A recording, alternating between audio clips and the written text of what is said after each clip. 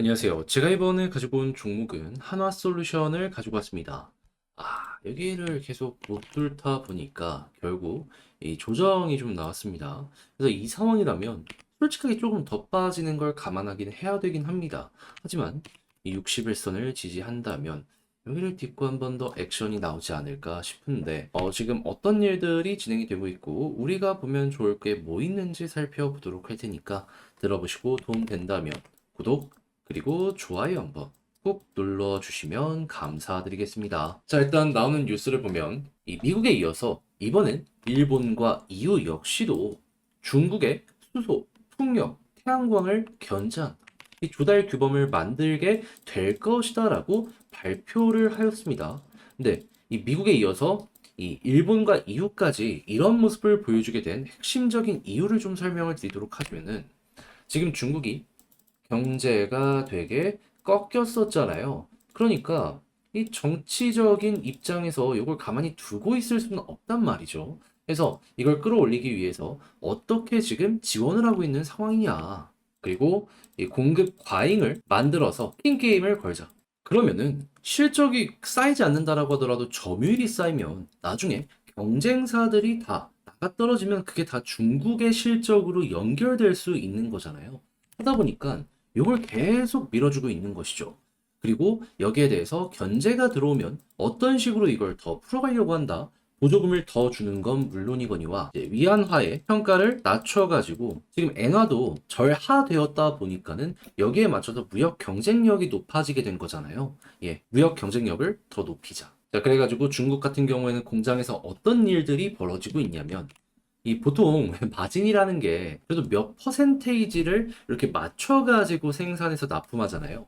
단 1원만 남아도 생산하는 게 상당히 많다라고 합니다. 1원.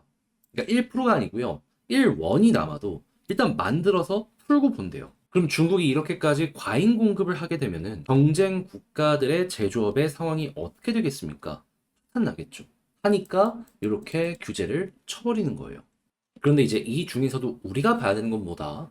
하나솔루션은 이 자회사 큐셀이 있기 때문에 태양광을 우선적으로 봐야 된다. 그럼 이제 미국을 중심으로 해가지고 태양광 쪽 보면 좋은데 지금 미국 쪽에서 어떤 얘기 들려오고 있죠? 선거 맞춰가지고 관련 시장을 지원해주는 모습이 보여지고 있죠. 근데 미국 내에서도 태양광 회사들이 여럿 있단 말이에요. 여기에서도 하나솔루션 쪽이 굉장히 돋볼 수밖에 없는 이유가 뭐냐 하면은 남들 다 공장 증설 같은 걸 올스톱했을 때 하나만은 그냥 움직였습니다. 그래가지고 생산의 캐파량 자체가 굉장히 늘어나 있는 상황이에요.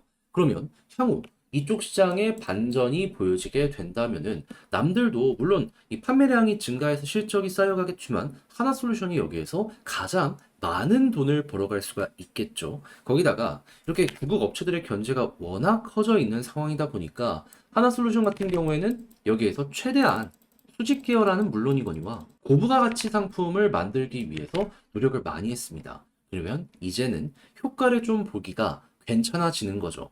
자, 그리고 이렇게 해서 다 상황이 괜찮아진 상황에서 마지막 엑셀을 밟아줄 수 있는 내용이 뭐가 있는지를 설명드리면, 자, 일단 태양광 이렇게 발전 단지를 짓는다라고 했을 때 자기 돈으로 다 이거 짓는 사람이 얼마나 되겠습니까? 대부분이 대출이겠죠. 근데 최근에는 왜 이러한 단지에 대한 설립 자체가 많이 줄어들었냐? 금리가 너무 비싸니까 대출 받아서 이걸 만든다라고 하더라도 수익성이 안 좋으니 포기했던 겁니다. 근데 금리가 지금 계속 떨어지는 모습이 보여지게 된다면, 그러면 수익성과 금리 차이가 벌어지게 될 테니까 그만큼 마진이 늘어난다? 그럼 자연스럽게 투자 줄어들었던 게 다시 한번 반전이 나오게 될 것이고, 수요와 공급을 생각을 했을 때 수요가 이렇게 늘어나는 모습이 보여지게 된다면, 이것도 역시나, 이거 하나 입장에서는 최고의 소식이겠구나 했을 때 지금 어떻게 이야기가 들려오고 있냐면요. 분명히 그저께까지만 하더라도 금리 인하에 대한 확률이 40%대 9월 기준으로 왔다 갔다 했었거든요. 근데 지금 미국의 제조업 경기도 그렇고 조금씩 경기가 안 좋다는 소식이 들려오다 보니까는 물가가 잡히는 거 아니냐? 기대감 커지고 그래 가지고 9월 금리 인하에 대한 확률 이렇게 두 개 합치면 되거든요. 지금 59.9%, 사실상 60%까지 올라와 있는 걸 확인할 수 있습니다. 그럼 이게 점점 올라가는 모습이 보여지게 되면은 엑셀이 이걸 통해서 확실하게 밟힐 것이고 그러면은 금리 인하가 최종적으로 2%대까지 가게 될 것이다라고 이야기가 들려오고 있거든요. 그러면 5.5에서 한 번에 2까지 가진 않을 테니까 한 번에 뭐 예를 들어서 25pp씩 꾸준하게 금리 인하를 하는 모습이 보여지게 된다면 거진 1년에서 1년 반 정도는 하나솔루션 올라갈 수밖에 없겠네 생각을 할 수 있는 거고 첫 번째 금리 인하가 되었을 때 가장 큰 상승이 나올 것이다라는 전망이 많기 때문에 지금 여기 박스를 오랫동안 횡보했잖아요. 그 이야기 나오면 이 박스 정도는 충분히 돌파하는 모습 나오게 될 수가 있을 것이다 보시면 좋을 것 같습니다.